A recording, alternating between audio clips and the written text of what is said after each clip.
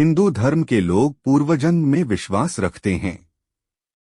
गीत और वेद पुराणों में भी इसका जिक्र है। कई लोगों के मन में इस बात को लेकर जिज्ञासा होती है कि वो पूर्वजन्म में क्या थे। पंडित शैलेंद्र पांडे बता रहे हैं पूर्वजन्म के रहस्य के बारे में। पंडित शैलेंद्र पांडे के अनुसार पूर्वजन्म एक अनुमान है जिसे जानने के लिए लगातार लक्षणों पर ध्यान देना होगा। सामान्यतः कोई व्यक्ति घूम फिरकर अपने परिवार में ही जन्म लेता है और उसकी मुख्य आदतें वैसी की वैसी ही रहती हैं। ऐसा इसलिए होता है क्योंकि जब किसी व्यक्ति की मृत्यु होती है तो उसके मन में अपने परिवार का ही विचार होता है। व्यक्ति के अंत समय में उसे जो याद रह जाता है वैसी ही उसकी आगे की गति हो जाती है। परिवार की चिंता अंत समय में ज्यादा होती है तो व्यक्ति घूम फिरकर उसी परिवार में आ जाता है। अगले जन्म में वो किसी का बेटा बेटी या पोता पोती बनकर वापस आ जाता है।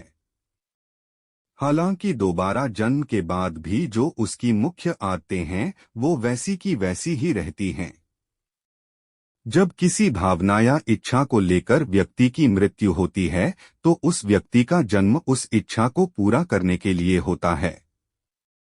कोई विशेष तरह का गुण, अवगुण, बीमारी या चिन्ह जो बिना किसी प्रयास के आपके अंदर आ जाते हैं वो पूर्वजन्म से ही संबंध रखते हैं। उदाहरण के तौर पर कुछ बच्चे बचपन से ही बहुत अच्छा गाना गाते हैं क्योंकि पूर्वजन्म में वो अच्छा गाते थे और वो गुण इस जन्म में उनके अंदर आ गया। कुछ बच्चे बचपन से ही गीता के श्लोक पढ़ने लगते हैं क्योंकि वो पूर्वजन्म में इसे पढ़ते थे और वो आदत इस जन्म में आ गई। गुण ही नहीं अवगुण भी पिछले जन्म से इस जन्म में आ जाते हैं। आप ईश्वर के किसी विशेष रूप के प्रति आकर्षण रखते हैं, ये बात भी पूर्वजन्म से संबंध रखती है। अगर आपको जन्म से ही शिव के प्रति प्रेम है, आपको शिव के अलावा कोई और दिखता नहीं है, तो इसका मतलब ये है कि पूर्वजन्म में आप शिव के भक्त थे। इस जन्म में आपके पिछले जन्म के संस्कार आ गए। पूर्व जन्म के कर्म अगर आपको लगातार बाधा दे रहे हैं तो आपको इसके लिए कुछ उपाय करना चाहिए। जो व्यक्ति सृष्टि का पहला गुरु है वो है शिव। कर्म बंधन यानी पूर्व जन्म के संस्कारों से मुक्ति चाहते हैं तो भगवान शिव की पूजा करें। शिव मंत्र का जप करें और एकादशी और पूर्णिमा का उपवास रखें। इसके लिए आप श्रीमद्भागवत का अर्थपूर्ण पाठ भी कर सकते हैं। शनिवार को भूखे व्यक्ति को अन्न का दान करें और लोगों की सहायता करें। अपने कर्मों और विचारों को ईश्वर को समर्पित करें। इस विधि से आप अपने कर्म बंधन से मुक्ति पा सकते हैं। कहते हैं कि कुंडली में आपके पिछले जन्म की स्थिति लिखी होती है, यह कि आप पिछले जन्म में क्या थे। कुंडली, हस्तरेखा या सामुद्रिक विद्या का जानकार व्यक्ति आपके पिछले जन्म की जानकारी के सूत्र बता सकता है। यह लेख ज्योतिष की मान्यता पर आधारित है। ज्योतिष शास्त्र के अनुसार जब भी कोई जातक पैदा होता है तो वह अपनी भुक्त और भोग्य दशाओं के साथ पिछले जन्म के भी कुछ सूत्र लेकर आता है। ऐसा कोई भी जातक नहीं होता है जो अपनी भुक्त दशा और भोग्य दशा के शून्य में पैदा हुआ हो। ज्योतिष धारणा के अनुसार मनुष्य के वर्तमान जीवन में जो कुछ भी अच्छा या बुरा अनायास घट रहा है उसे पिछले जन्म का प्रारब्ध या भोग्य अंश माना जाता है।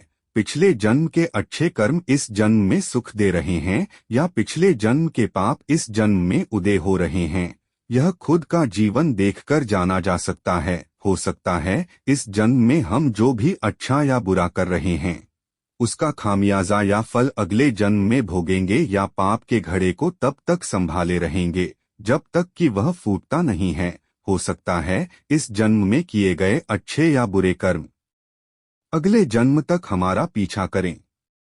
ज्योतिष के अनुसार जातक के लग्न में उच्च या स्वराशि का बुध या चंद्र स्थिति हो तो यह उसके पूर्व जन्म में सद्गुणी व्यापारी होने का सूचक है। लग्नस्थ बुध है तो वणिक पुत्र होकर विविध क्लेशों से ग्रस्त था। दो, किसी जातक की कुंडली के लग्न स्थान में मंगल उच्च राशि या स्वराशि में स्थित हो तो इसका अर्थ है कि वह पूर्व जन्म में योद्धा था। यदि मंगल षष्ठ, सप्तम या दशम भाव में है तो यह माना जाता है कि जातक पूर्वजन्म में बहुत क्रोधी स्वभाव का था। 3, यदि जातक की कुंडली में 4 या इससे अधिक ग्रह उच्च राशि के अथवा स्वराशि के हों तो यह माना जाता है कि जातक उत्तम योनि या जीवन भोग कर यहाँ जन्म लिया है। 4, यदि जातक की कुंडली में 4 या इससे अधिक ग्रह नीच राशि के हों तो ऐसा माना जाता है कि जातक ने पूर्वजन्म में निश्चय ही आत्महत्या की होगी। 5, यदि जातक की कुंडली में लग्नस्थ गुरु है तो माना जाता है कि जन्म लेने वाला जातक बहुत ज्यादा धार्मिक स्वभाव का था।